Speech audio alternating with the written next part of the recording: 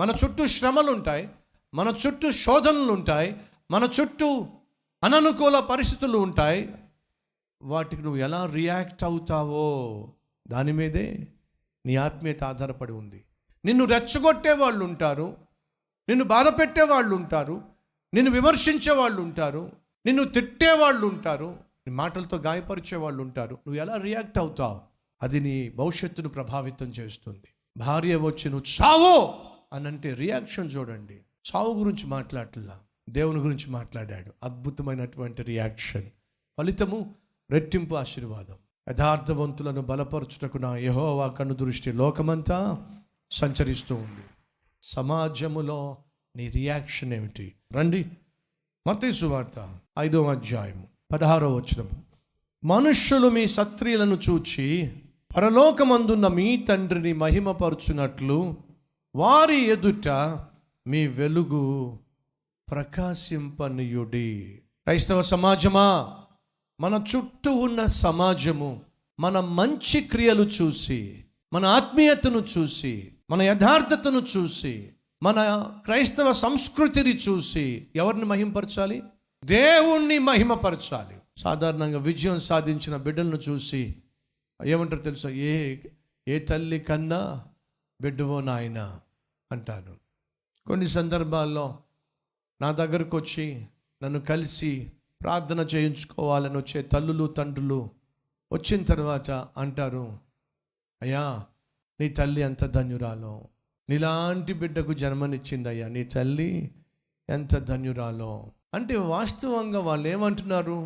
నీ జీవితాన్ని బట్టి నీ తల్లి ధన్యురాలు అని నా తల్లిని వాళ్ళు అభినందిస్తున్నారు. ఇది సహజం.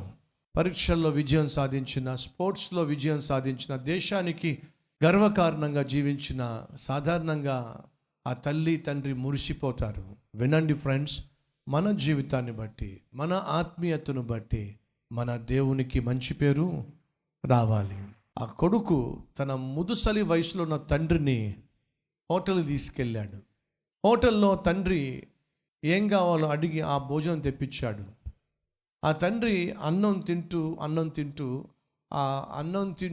తింటూ పాపం ఎక్కుళ్ళు వచ్చి తిన్నది కాస్త కక్కేసుకున్నాడు. ఆ హోటల్లో ఉన్న వాళ్ళందరూ, భోంచేస్తున్న వాళ్ళందరూ కూడా ఆ ముసలాయన్ని చూస్తూ ముఖం వికారంగా పెట్టారు. ఎందుకంటే మొత్తం పడిపోయింది. ఆ కొడుకు గబగబా వచ్చి తన చేత్తోనే ఆ కక్కినదంతా తీసేసి ప్లేట్లో పెట్టి పక్కన టిష్యూ పేపర్ ఉంటే మొత్తం తుడిచి, రానన్నా అని చెప్పి బాత్రూమ్ తీసుకెళ్ళి మొత్తం శుభ్రంగా కడిగి కూర్చోబెట్టి, నేను పెడతానాగు అని చెప్పి గబగబా మిగిలిన ఆ ప్లేట్ పక్కన పెట్టేసి మిగిలిన అన్నం తీసి కాస్త 4 ముద్దలు పెట్టి బిల్లు కట్టి ఆ తండ్రిని తీసుకెళ్ళిపోతున్నాడు. స్లోగా తీసుకెళ్తున్నాడు. అక్కడ ఉన్న వాళ్ళు ఇదంతా గమనించినప్పుడు ఒక పెద్ద ఆయన, బాబు నువ్వు ఏదో విడిచి వెళ్తున్నావు అన్నాడు. నువ్వేదో విడిచి వెళ్తున్నావు అని అంటే వెంటనే వచ్చి తను కూర్చున్న చోటును చూసి, నేనేం విడిచిపెట్టలేదండి అని అంటే ఆ పెద్ద ఆయన అంటున్నాడు, విడిచిపెట్టావు నాయన. నేనేం విడిచిపెట్టాను? ఇక్కడ కూర్చున్న యవ్వనస్తులకు ఒక విలువైన పాఠాన్ని విడిచిపెట్టి వెళ్తున్నావు.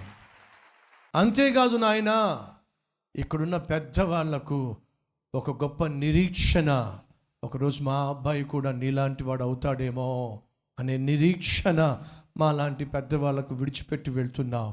ఒక గొప్ప పాఠాన్ని ఇక్కడున్న యవ్వనస్తులకు విడిచిపెట్టి వెళ్తున్నావు. నిన్ను కన్న ఆ తండ్రి ధన్యుడు నాయన. ప్రియ సహోదరులు సహోదరులు, ఎంతమంది ఈరోజు మన తల్లులను తండ్రులను ప్రేమించేవారు ఉన్నారు? నీ తల్లిని నీ తండ్రిని సన్మానించు. ముదిమి వచ్చినప్పుడు, వృద్ధాప్యానికి వచ్చినప్పుడు వారిని నిర్లక్ష్యము చేయదో బైబిల్ శాసిస్తున్నటువంటి సత్యము. కానీ ఎంతమంది ఈరోజు తల్లులను తండ్రులు నిర్లక్ష్యం చేసేవాళ్ళు ఉన్నారు? బైబిల్ సెలవిస్తుంది, సమాజములో మీ సత్క్రియలను చూసి పరలోకమందున్న దేవుణ్ణి ప్రజలు ఏం చేయాలి? మహిమపరచాలి. ప్రియ సహోదరులు సహోదరులు, మన చుట్టూ యాక్షన్స్ ఉంటాయి. అవి నెగిటివ్ కావచ్చు, అవి పాజిటివ్ కావచ్చు, అవి మిమ్మల్ని గాయపరిచేవి కావచ్చు, అవి మిమ్మల్ని శోధించేవి కావచ్చు, పరీక్షించేవి కావచ్చు. యాక్షన్స్ చాలా మన చుట్టూ చోటు చేసుకుంటూ ఉంటాయి. వాటి వల్ల కాదు మన జీవితం నాశనం అయ్యేది, మన రియాక్షన్స్ వల్లే మన జీవితాలు నాశనం అవుతాయి లేదా ఆశీర్వాదకరంగా మారతాయి. ఆనాడు యోబు తన భార్య తను నిందిస్తూ మాట్లాడినప్పుడు తాను కూడా తిరిగి నిందించినట్లయితే యోబు గురించి పరిశుద్ధ గ్రంథంలో లెక్కించబడేది కాదో. కానీ తన రియాక్షన్ మేలు మాత్రమే మనం పొందుకుంటామా? దేవుని దగ్గర నుంచి కష్టాలు వస్తే అనుభవించతగదా? ఏమిటి నువ్వు మాట్లాడుతుంది? మాటతో కూడా తను తప్పు చేయలే, అది తన రియాక్షన్. కాబట్టి పరిశుద్ధ గ్రంథంలో యోబు జీవితము ముద్రించబడింది. ఆ తండ్రి తింటున్నప్పుడు కక్కేసుకుని, నాన్న ఇందుకే నేను బయటికి తీసుకుని వెళ్ళను అంటే నా మాట వినవగా, బయటికి తీసుకెళ్ళి తీసుకొస్తే ఇది పరిస్థితి అని ఆ కుర్రవాడు అరిచినట్లయితే ఏ ఒక్కడు ఆ కుర్రవాడిని పట్టించుకునేవాళ్ళు కాదు. రియాక్షన్ చూడండి. చిన్నప్పుడు ఎన్నిసార్లు కక్కుకున్నానో, ఎన్నిసార్లు మా అమ్మ మా నాన్న కక్కిన ప్రతిసారి శుభ్రం చేశారో. కాబట్టి నాకు బాధ్యత ఉంది, కక్కుకున్న నా తల్లికి నా తండ్రికి సేవ చేయాలి. అది అతని రియాక్షన్. ఆ రియాక్షన్ ఏం చేసిందో తెలుసా? ఆ కుర్రవాడిని గొప్ప చేసింది, ఆ తండ్రికి ఘనతను తెచ్చింది. నాయన నిన్ను కన్నా తండ్రి ధన్యుడు నాయన. ఆ మాట అంటే ఆ వృద్ధాప్యంలో తండ్రి ఎంత గర్వించి ఉంటాడో, ఎంత గర్వపడి ఉంటాడో. Reactions matters. నీ రియాక్షన్ మీదే నీ వ్యక్తిత్వం ఆధారపడి ఉంది, నీ భవిష్యత్తు ఆధారపడి ఉంది, దేవుని దీవెనలు ఆధారపడి ఉన్నాయి. So friends, mind your reactions. నువ్వు ఎలా ప్రతిస్పందిస్తావో దాని మీద మనసు పెట్టు. నీ రియాక్షన్స్ మీదే రిజల్ట్స్ అనేవి ఆధారపడి ఉన్నాయి. నమ్ముతున్నాను అన్నవారు మీ హస్తాన్ని ప్రభు చూపిస్తారా?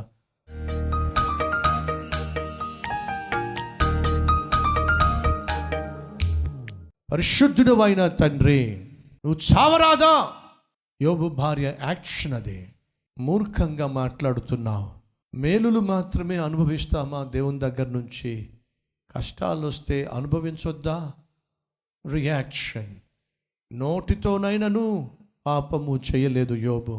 రియాక్షన్. అయ్యా, కొన్ని సందర్భాల్లో భర్త నోరు జారచ్చు, తిరిగి నోరు జారితే ఆత్మీయత కానే కాదు. భార్య విసిగించవచ్చు, తిరిగి విసిగిస్తే అది ఆత్మీయత కాదు. ప్రతి భర్త, ప్రతి భార్య రియాక్షన్స్ని జాగ్రత్తగా కాపాడుకోనిలాగా సహాయం చేయండి తండ్రి. ప్రతి ఇంటిలో రియాక్షన్స్ మీదే రిజల్ట్స్ ఉంటాయి.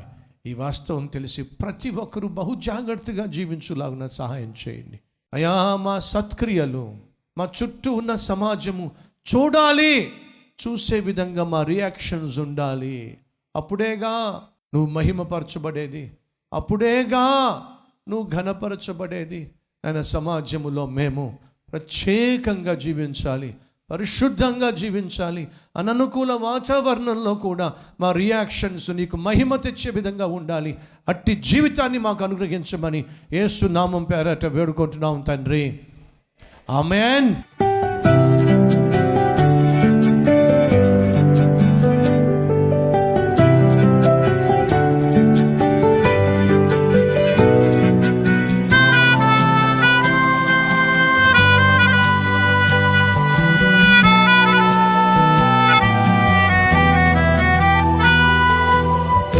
ఫ్రెండ్స్, ఈరోజు అందించిన ఈ క్లుప్త సందేశం మీకు నిజంగా ఆశీర్వాదకరంగా ఉంటే లైక్ చేయండి, 10 మందికి షేర్ చేయండి. అలాగే ఓ చక్కని కామెంట్ పెట్టి మీ యొక్క అభిప్రాయం తెలియజేయాల్సిందిగా కోరుతూ మళ్ళీ కలుసుకుందాం. అంతవరకు సెలవు.